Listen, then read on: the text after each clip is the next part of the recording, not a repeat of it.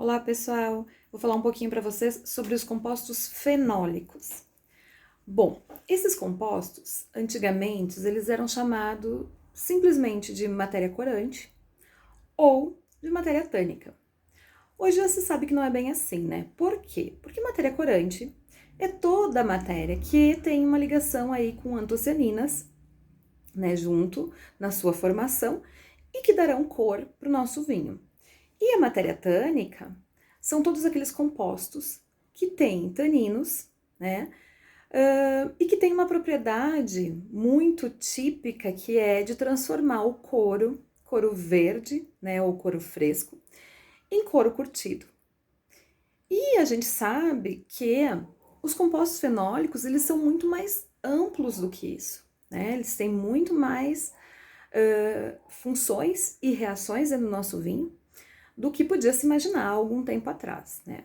Ainda está se descobrindo muita coisa nessa área, tá? De composição fenólica. Ela é muito... a mudança, ela é muito rápida, né? E vem se conhecendo melhor esses compostos atualmente ainda, tá? Então, não é uma ciência ainda exata, fechada, que não possa ser descoberto novas coisas, ok? Bom, as principais características dos compostos fenólicos, elas são a questão de cor, são totalmente responsáveis pela cor do meu vinho.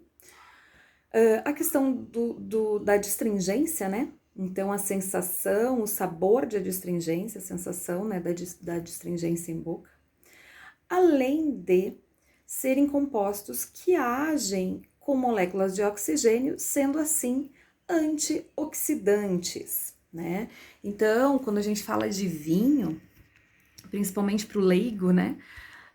Um dos maiores benefícios que a gente fala que o vinho tem é o quê? É ser antioxidante, né? Ele ajuda a nos mantermos jovens e faz bem para a saúde, né? Faz bem para o coração. Então, isso é o quê? É realmente essa ação antioxidante, ok? Nos vinhos, pessoal, nós temos uma quantidade muito pequena, tá?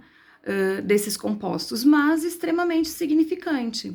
Então, para vocês terem uma ideia, no mosto, desculpa, gira em torno de 0,15% até 0,25% da minha composição é dos compostos fenólicos, então muito pouca, tá? Já no vinho pronto, a gente tem o contato das uvas com a casca, né? E eu posso ter sim um aumento desses compostos no meu vinho, e aí vai depender muito do processo de fermentação, do grau de maturação da minha uva e também do tipo de vinho que eu vou fazer, né? Então, num vinho, por exemplo, num vinho branco, eu posso ter aí em torno de 0,05 até 1 grama por litro de compostos fenólicos, e aí do grupo todo desses compostos fenólicos, tá bom? E já num vinho tinto de 0,9 até 2,5 gramas por litro, tá? Bom, nesses meus compostos, né, eu tenho os compostos que a gente chama, que classifica, né, como os não flavonoides, né, que aí eu tenho todos os ácidos fenólicos, e esses, eles às vezes, né, tem compostos, eu vou ter compostos aromáticos, então quando eu tenho algumas reações fenólicas aí, desses ácidos, né, alguns aromas fenóis, os famigerados aromas de Brettanomyces, né, que caracterizam a Brettanomyces vem dos compostos fenólicos, da degradação desses compostos, tá? Vou ter os estilbenos, que aí a gente vai ter o famoso resveratrol, né? Nos meus flavonoides, aí sim, os principais vão ser os flavonóis, que eu vou ter aí um grupo de compostos que vão se combinar e vão agir como estabilizantes, né, no meu processo, tá? Eu tenho as antocianinas, responsáveis pela cor, né, do meu vinho. Eu vou ter os flavanóis, que aí são divididos em catequinas e taninos condensados. Então, assim, a gente tem também o costume de falar sempre que tudo é tanino, né?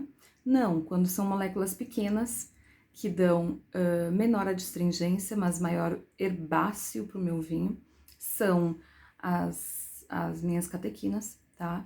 E quando essas catequinas, elas estão já polimerizadas, ou seja, eu tenho mais de 20 catequinas reunidas, aí sim são os meus taninos, tá? Que preservam muito mais o meu vinho. Eles também têm adstringência, mas eles já diminuem amargor, não tem tanto amargor como as catequinas, tá? E eles dão uma vida maior pro meu vinho, dão maior estrutura, né? Maior volume de boca, tá?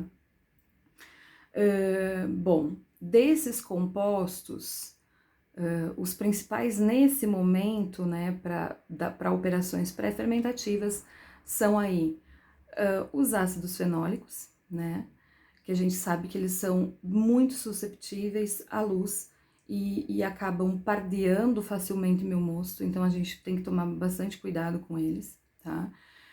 As antocianinas, que vão dar cor pro meu vinho, e os flavanois, que aí estão as catequinas e os taninos, que vão dar estrutura, vão dar volume de boca pro meu vinho, ok? Bom, pessoal, lembram quando em maturação a gente conversa sobre maturação fenólica? Então, o que que acontece? E aí o principal composto que está envolvido é a catequina, tá? Por quê?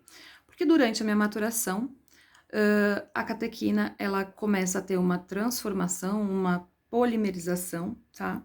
E ela vai se transformar em epicatequina, que essa epicatequina, ela é mais adequada, no caso, para fermentação, tá? E também ela vai se transformando em tanino, tá?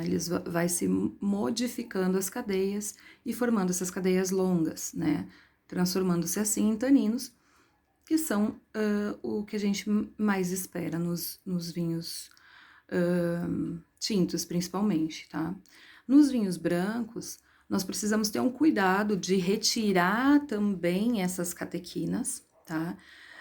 Então, quando se faz, por exemplo, uma maceração pelicular em vinho branco, temos que tomar muito cuidado, porque a catequina, ela acaba causando turvações, né?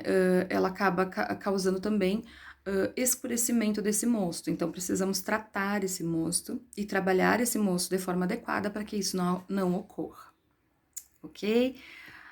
Bom, esses são os pontos principais dos compostos fenólicos que eu posso falar para vocês de forma resumida, né?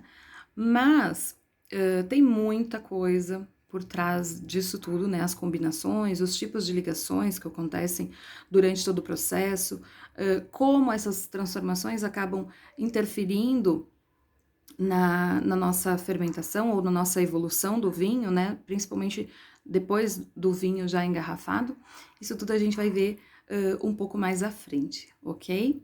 Então, eu vou continuar os vídeos para falar dos outros compostos químicos do mosto, beleza?